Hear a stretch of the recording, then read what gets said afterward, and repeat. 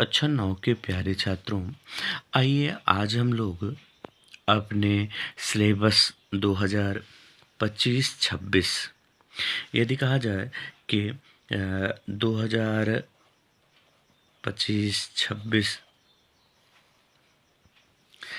के लिए पढ़ा जाए। और सबसे पहला आपका चैप्टर होगा बात। और बात के लेखक कौन होंगे? प्रताप नारायण मिश्र जी। वैसे आप जानते हैं कि प्रताप नारायण मिश्र किस युग के थे? तो प्रताप नारायण मिश्र भारतेंदु युग के कवि थे। भारतेंदु युग के कवि हैं। आइए जीवन परिचय में देखा जाए कि जीवन परिचय में आपको कितना लिखना चाहिए। सबसे पहले तो आपको लेखक परिचय याद कर लेना चाहिए, क्योंकि आपकी 10वीं की परीक्षा में भी यह सबसे अहम भूमिका निभाती है। और इतना यदि आप याद कर लेते हैं तो आपका पूरा का पूरा जीवन परिचय हो जाता है। सबसे पहले जन्म सन 1856 ईस्वी में इनका जन्म हुआ था।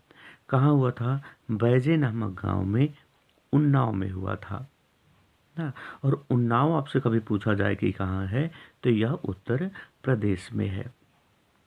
इनके पिता का नाम पंडित संकटा प्रसाद मिश्र था और इनका स्वभाव जो था वो मनमौजी था।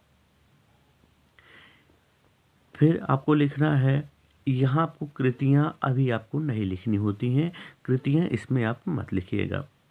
आपके सिलेबस में यदि कहा जाए तो 3 नंबर होता है इनके जीवन परिचय के लिए और 2 नंबर होती है इनकी रचना के लिए। तो बहुत ज़्यादा आपको लिखना होता नहीं है। यदि आप बोर्ड परीक्षा की 1 पेज में आप जीवन परिचय लिखे हैं तब भी आपको 5 अंक मिलते हैं। लेकिन इतना मत समेटिएगा कि इतना ही करके आप छोड़ दें। अब लिखना है आप के पश्चात आपको इनका संपादन दिखाना है कि ब्राह्मण पत्रिका का इन्होंने संपादन किया था और हिंदी हिंदुस्तान नामक पत्रिका का भी इन्होंने प्रकाशन किया था। भाषा शैली आप यहाँ लिखना चाहें तो लिख दें, अन्यथा आप ना भी लिखेंगे तब भी आपका कार्य होता है। फिर मृत्यु आपको लिखनी है कि सन 1894 में ईस्वी में कानपुर में मात्र 38 वर्ष की अल्पायु में इनकी मृत्यु हो गई थी। तो ये इतना आपको कोष्ठक में पहले लिखना है। यहाँ मृत्यु के स्थान पे आप यहाँ भी मृत्यु आप लिख सकते हैं, यानी इस तरह पे इस स्थान पे जन्म और इस स्थान पे मृत्यु ना। इनके पिता का नाम, इनके गांव का नाम, इनकी पत्रिका, ये लिखने के बाद आप इन्हीं सब शब्दों को फिर से समेटते हुए फिर से आप यहाँ जीवन परिचय आप लिखेंगे। और जीवन परिचय में आपको लिखना है कि पंडित प्रताप नारायण मिश्र का जन्म 1556 ईस्वी में उन्नाव जिले के बैजे नामक ग्राम में हुआ था। इनके पिता का नाम संकटा प्रसाद मिश्र प्रसिद्ध ज्योतिषी थे। ये कानपुर आकर सपरिवार रहने लगे। यहीं पर आपकी शिक्षा दीक्षा हुई। पिता इन्हें ज्योतिष पढ़ाकर अपने पैतृक कर्म में लगाना चाहते थे, किंतु इनका मनमौजी और चंचल स्वभाव इन्हें उसमें नहीं लगा। आप कुछ समय पश्चात अंग्रेजी स्कूल में भी पढ़ने गए, लेकिन वहाँ भी शिक्षा पूर्ण न कर सके। घर पर ही मिश्र जी ने संस्कृत, हिंदी, उर्दू, फारसी, बंगला तथा अंग्रेजी आदि भाषाओं पर अच्छा अधिकार प्राप्त कर लिया। उसके बाद आपको दिखानी है कि प्रताप नारायण मिश्र भारतेंदु हरिश्चंद्र जी के व्यक्तित्व से इतना प्रभावित थे कि वे इन्हें अपना गुरु मानने लगे। आप प्रतिभा के धनी, विनोद प्रवृत्ति के लिए विशेष प्रसिद्ध थे। मात्र 38 वर्ष की अल्पायु में 1894 ईस्वी में माँ धरती का यह सपूत इस संसार से विदा हो गया ना। केवल आपको इतना ही दिखानी है। इतनी आयु में हिंदी की जो सेवा मिश्र जी ने की वह यश पट्टिका पर स्वर्ण अक्षरों में सदा अंकित रहेगी। इतना लिखने के बाद फिर आपको लिखना है क्या कृति एवं रचनाएं। अब कृति एवं रचनाओं के लिए आप यहाँ जो आप छोड़े थे, केवल इतनी ही रचनाएं आपको लिखनी हैं। भारत दुर्दशा, बुढ़ापा, प्रताप लहरी, हठी हमीर और गौ संकट। लास्ट में आप इतना लिखेंगे और इसे लिखने के लिए आप ऐसे लिखेंगे, जैसे भारत दुर्दशा आपने लिखा तो भारत दुर्दशा स्टार लगाइए और यहाँ लिखिए। आप क्रमांक नहीं लिखेंगे, 1 2 3 ये आप नहीं लिखिएगा, आप स्टार लगाइए। स्टार के बाद आप रचना लिख दीजिए कि भारत दुर्दशा ना। दूसरा, यहाँ दूसरा आपको नहीं लिखना है, यहीं पे आप लिख लीजिए क्या, दुर्दशा, बुढ़ापा ना। और यहाँ आप दिखा दीजिए प्रताप लहरी ना। ये आप स्टार बनाएंगे, ठीक है। यदि आप स्टार बना लेते हैं तो आपको पूर्णतः अंक मिलने वाले हैं, जो 5 के 5 अंक हैं। 3 आपके इनके जीवन परिचय के लिए और 2 इनकी रचना के लिए, 5 अंक पूर्णतः मिलते हैं। अब यहाँ से आपका गद्यांश शुरू हो जाता है कि यदि हम वैद्य होते तो कफ और पित्त के सहवर्ती बातों की व्याख्या करते। आपसे ये गद्यांश आप पढ़ लीजिएगा, 1-2 बार आप पढ़ लेंगे तो आपको याद हो जाएगा। ज़्यादा इसमें विशेष कुछ पूछे नहीं जाते। आइए देखा जाए कि किन प्रश्नों से आपसे गद्यांश में पूछे जाते हैं। आपसे इस तरह के प्रश्न पूछे जाएंगे ना। ये आपको गद्यांश दे दिया जाएगा कि यदि हम वैद्य होते ना, तो ये आपको गद्यांश देने के पश्चात आपसे ये प्रश्न पूछे जाते हैं और इन्हीं प्रश्नों के आपको आंसर देने होते हैं। ये आंसर कहाँ होंगे, आपके इसी में से आपको लिखना है, आपको अन्यत्र ढूंढने नहीं है, इसी में से ही आपको लिखने हैं ना। देखिए पहले लिखा है उपर्युक्त गद्यांश के पाठ तथा लेखक का नाम। तो पाठ का नाम आप जानते हैं कि कौन सा है, बात ना, बात है। और फिर लेखक कौन है, प्रताप नारायण मिश्र। कभी कभी इसी को जो ये लिखा गया है कि उपर्युक्त गद्यांश के पाठ और लेखक का नाम लिखिए, यहाँ आपसे पूछ लिया जाता है कि संदर्भ लिखिए, संदर्भ लिखिए। तो संदर्भ में भी आप वही लिखते हैं और यहाँ पाठ और लेखक का नाम भी आप वहाँ लिखते हैं। देखिए यहाँ पे आंसर भी हमने आपके अंकित कर दिया है कि पाठ का नाम क्या है, बात, लेखक कौन है, प्रताप नारायण मिश्र।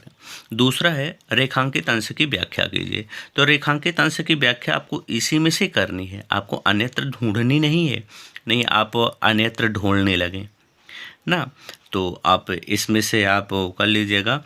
और हमने तो यहाँ पे के लिए आप अंकित कर दिया है, आप चाहें तो यहाँ से भी पढ़ लीजिएगा कि आयुर्वेद के जानकार शारीरिक रोगों के प्रधान कारण के रूप में वात, कफ और पित्त का असंतुलन को मानते हैं। लेखक के अनुसार आयुर्वेद का जानकार व्यक्ति वैद्य, कफ और पित्त एवं वात की चर्चा करता है। उसी प्रकार ही भूगोल के जानकार विद्वान जल और वात की चर्चा करते हैं, किसी देश की जलवायु का विवरण देते हैं।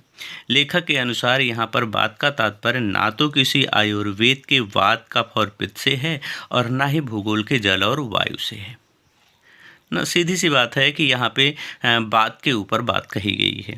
तीसरा देखिए, वैद्य किस बात की बात करता है। तो गद्यांश में ही यदि आप देखें तो किसकी, यदि हम वैद्य होते तो कफ और पित्त के सहवर्ती बातों की व्याख्या करते। आपको इतना ही आंसर लिखना है। यहाँ भी देखिए, यदि एक वैद्य आयुर्वेद के अंतर्गत आने वाले रोगों के मुख्य कारण ना में से किसी एक कारण की चर्चा करता, तो बात वही है आपकी।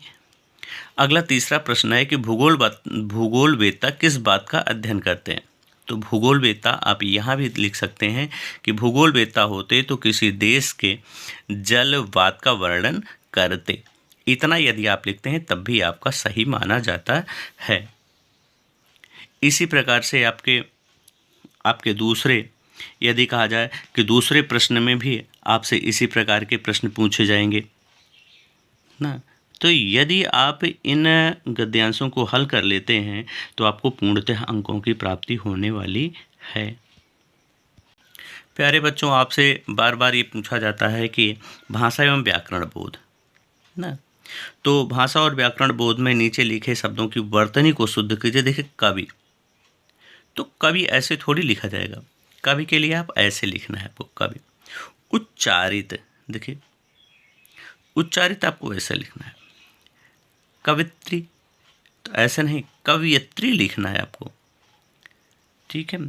इत्यादि, ठीक है, देखिए इत्यादि, तो इत्यादि। आगे है आपका दूसरा प्रश्न, देखिए लिखा है कि विलोम लिखिए। सुत का विलोम क्या होगा? सुता। प्रेम का विलोम क्या होगा? प्रेम का विलोम क्या होगा? घृणा। स्वार्थ का क्या होगा? निस्वार्थ। आनंद का शोक। उपकार का अपकार ना। आइए समास विग्रह देख लिया जाए, आपके पाठ में समास विग्रह भी है। तो प्रतिदिन, प्रति, प्रतिदिन, दिन दिन ना, यानी एक एक दिन, कौन सा होगा? अव्ययी भाव समास। सुतपथ, सुंदर पथ, कर्मधारय समास ना। का पुरुष, कायर पुरुष, कर्मधारय समास। फिर क्या है आपका? यथाशक्ति, शक्ति के अनुसार, अव्ययी भाव समास ना। पाषाण खंड, पत्थर का टुकड़ा, क्या होगा? तत्पुरुष समास। पत्थर, देखिए यदि आप देखें तो यहाँ का विभक्ति का लोप है, कर्ता ने, कर्म को ना, तो यहाँ का लोप है, का, की, के, तो इसलिए यहाँ पे आपका क्या हो जाएगा? तत्पुरुष समास हो जाएगा। वैसे पर्यायवाची भी आपके यहाँ है, और पर्यायवाची आपके चैनल पर भी है, समास भी आपके चैनल पर भेजी गई है। प्यारे बच्चों, आपको उसका अध्ययन कर लेना चाहिए, और पर्यायवाची भी आपको वहीं से अध्ययन कर लेनी चाहिए ना। यदि आप जल की पर्यायवाची और पर्यायवाची तो आपकी ट्रिक से बताई गई है, लिंक आपको डिस्क्रिप्शन में भेज दी जाएगी, आप वहाँ से उसको देख लीजिएगा। आपको पर्यायवाची ट्रिक से बताई गई है, समास की भी ट्रिक बताई गई है। तो पर्यायवाची की भी ट्रिक है, समास की भी ट्रिक है। यदि आप अध्ययन कर लेते हैं तो पूर्ण अंक आपको मिलने वाले हैं, पूर्ण अंक आपको मिलने वाले हैं। और क्या पूछा जाएगा? देखिए संधि विच्छेद। आइए संधि विच्छेद आपके पाठ में कौन सा है वो भी देख लिया जाए। आपके चैप्टर में नभ, सुख, बाद और ईश्वर, ये तो आपकी पर्यायवाची थी, आप जानते हैं सबको। संधि में देख लीजिए, निराकार व्यंजन संधि, परमेश्वर गुण संधि, सुख सारिका आदि ना, तो ये क्या हो जाएगा? दीर्घ संधि। कवीश्वर दीर्घ संधि, योगाभ्यास दीर्घ संधि, ठीक है। और जात्युत्पकार यण संधि। तो ये संधि भी आपकी ट्रिक से आपको बताई गई है, समझाई गई है। प्यारे बच्चों, आप वहाँ से देख लीजिएगा। पूर्णतः अंक प्राप्त करने के लिए चैनल को आपको सब्सक्राइब कर लेना चाहिए, बेल आइकन दबा लीजिए, और अपने प्यारे प्यारे मित्रों को भी शेयर कर दीजिए। अगला पाठ मंत्र जल्द ही आपको मिल जाएगा। अभ्यास करते रहिए, पढ़ते रहिए, स्वास्थ्य का ध्यान रखिए, मस्त रहिए।